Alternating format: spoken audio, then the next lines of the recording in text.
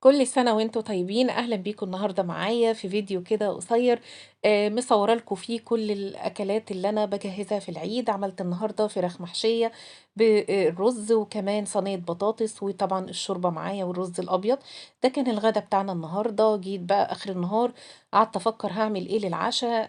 خلاص زهقوا بقى، مش عايزين كحك وبسكوت، فقُلت طب هاعمل لهم صينية كيك حلوة جدًا بالفانيليا والشوكولاتة بشكل جديد وطريقة جديدة، مقادير سهلة وبسيطة متوفرة كلها عندِك في مطبخِك، وإن شاء الله هانزل لكم بالفيديو بالتفصيل والطريقة.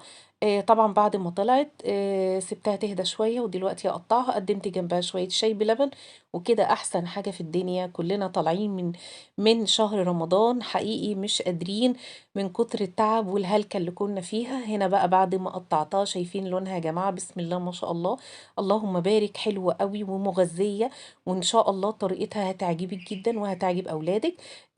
ما تنسونيش في اللايك والشير، وأشوفكم على خير في رعاية الله.